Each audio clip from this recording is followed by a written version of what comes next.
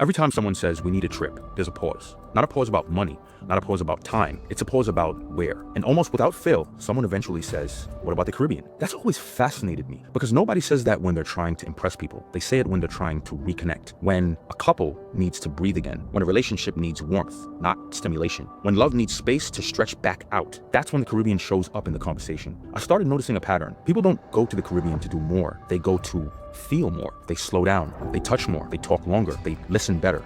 And that's when it hit me. The Caribbean isn't just a destination, it's the architectural capital of romance. I'm officially dubbing it that, actually. Think about it. When Americans want romance, they don't look for spectacle. They don't want grand statements or stiff luxury.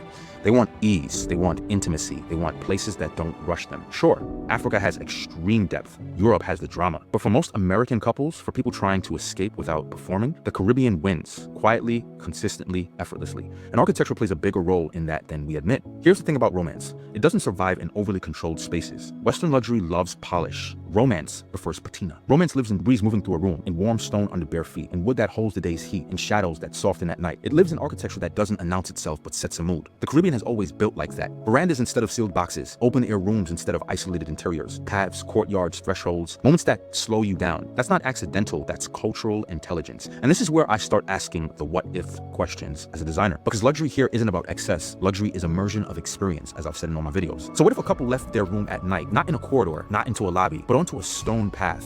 What if that path was slightly uneven, cool underfoot, guided by low lantern light? It's not bright, nor is it theatrical, just enough to see each other. What if the walk itself became part of the romance? What if architecture made you slow down without telling you to? What if the villa didn't reveal itself all at once, but unfolded gently? A veranda first, then the sound of water, then the wood still warm from the day. What if the shower wasn't hidden behind glass, but open to the night? Steam rising into the moonlight, stone grounding you back into the earth. That's not an amenity, that's an experience. And that's the Caribbean. So when we talk about building here, we shouldn't be importing Western luxury templates, glass boxes that don't hold memory, or grand lobbies that don't create closeness. Because romantic architecture is quieter, it's closer, it's more tactile and more human. It designs for proximity over scale, feeling over formality, and experience over excess. The spaces that make you forget your phone, spaces where you feel silent, spaces where couples don't feel like guests but participants within this culture of romance. The opportunity here is actually huge, right? We don't need flashier villas, but deeper architecture. Architecture that carries you from room to path to night, from distraction back to connection. The Caribbean doesn't need to become romantic. It already is. It just needs an architectural language that finally claims it. That language is what I call the architecture of romance. And the Caribbean, it's the capital. So if you're planning a trip to the Caribbean, let me know your thoughts in the comments of what you would like to see at the next villa or resort that you go to.